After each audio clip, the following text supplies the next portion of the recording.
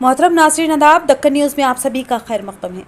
शहर के मारूफ व खूबसूरत इंपीरियल गार्डन फंक्शन हॉल में कांग्रेस पार्टी के क़दावर क़ायद व साबिक़ डिप्टी मेयर एम फ़हीम की एक पुरतकल्लुफ़ दावत ईद मिलाप का एहतमाम किया गया, जिसमें हुकूमत मुशीर मोहम्मद अली शबीर ने शिरकत की। इस मौके पर मोहम्मद अली शबीर की सदारत में ईद मिलाप तक़रीब मुनक़्क़िद की गई, जिसमें मेहमान ख़ुसूसी की हैसियत से हल्क़ा पार्लिमान निज़ामाबाद के कांग्रेसी उम्मीदवार टी जीवन रेड्डी और चेयरमैन उर्दू अकेडमी ताहिर बिन हमदान ने शिरकत की।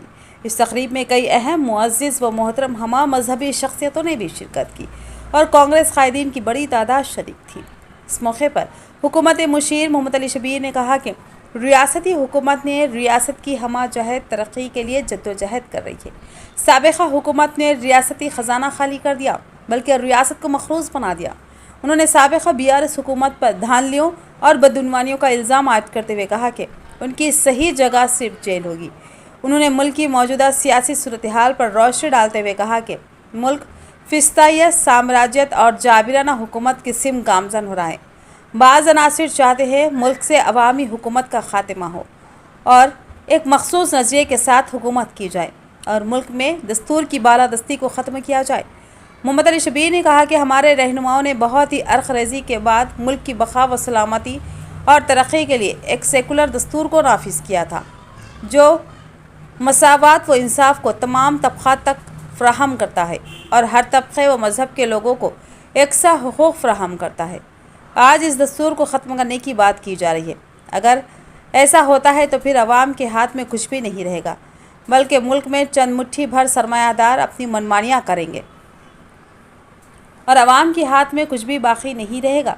लिहाजा ज़रूरत है कि अवाम बिला लिहाज मज़हब व मिलत, सेकुलरिज़म और जमहूरियत की बक़ा के लिए एक साथ खड़े हो जाए और कांग्रेस को तक़वियत फ़राहम करें। मोहम्मद अली शबीर ने कहा कि रियासती हुकूमत ने वज़ीर आला रेवंत रेड्डी की क़ियादत में इंतखाबी वादों पर तेज़ रफ्तार अमल आवारी का रिकॉर्ड कायम किया।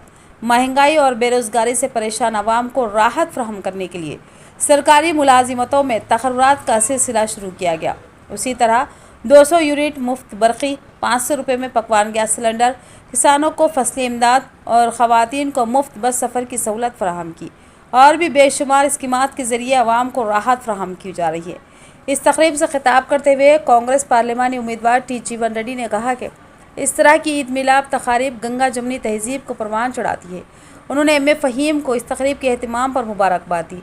कहा कि ये ईद मिलाप सिर्फ़ ईद उल फ़ित्र के लिए नहीं, बल्कि उगादी और बैसाखी जैसे त्यौहारों की मुबारकबाद के लिए भी है। उन्होंने तमाम मुसलमानों को ईद उल फ़ित्र की मुबारकबाद। इस प्रोग्राम में अब्दुल रशीद रिजवी, सदर मिलाद कमेटी व कांग्रेस पार्टी क़ायदीन, एम मोहन रेड्डी, ज़िला सदर Congress Keshu Venu, Syed Najeeb Ali advocate, senior corporator M Khudus, Ashfaq Ahmed Khan पापा,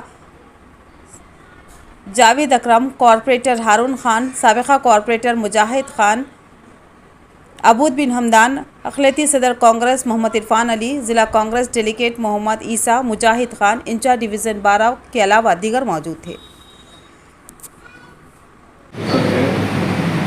मक्के से बाहर तवाइफ को गए, वहाँ जाने के बाद तबलीग करे, लेकिन काफिरों ने उनको काफ़ी जिस्म को नुकसान पहुँचाया। जब आज़ूदा होकर एक पहाड़ पर बैठे हुए थे तो जिब्राइल अलैहिस्सलाम हाजिर होते हैं और कहते हैं, अल्लाह के रसूल सल्लल्लाहु अलैहि वसल्लम, आप हुक्म करिए, बदवा दीजिए, अभी इस बस्ती को, इस शहर को, दो पहाड़ियों के बीच में शहर है, हम दो पहाड़ियों को मिला देते हैं ताकि बस्ती निस्त नाबूद कर देंगे हम लोग, आप हुक्म दीजिए हमें। लेकिन अल्लाह के रसूल सल्लल्लाहु अलैहि वसल्लम ने कहा, मुझे अल्लाह जल्ले जलालहू ने निस्त नाबूद करने के लिए, मुझे मोहब्बत का पैगाम देने के लिए मुझे इस दुनिया में भेजा गया है। मैं दुआ करता हूँ कि ये लोग नहीं तो इनके आने वाली नस्ल वो दीन में शामिल होगी और अल्लाह की दुआ पर के रसूल की दुआ कबूल होगी और सब दीन में शामिल हो गए। तो इससे जाहिर हो गया कि अल्लाह के रसूल सल्लल्लाहु अलैहि वसल्लम ने कभी किसी को बददुआ नहीं की, किसी को तबाह तारात से नहीं करी, अल्लाह से दुआ करके कहे कि अल्लाह उनको नसीहत दे दे, उनके नेक रास्ते पे ला दे।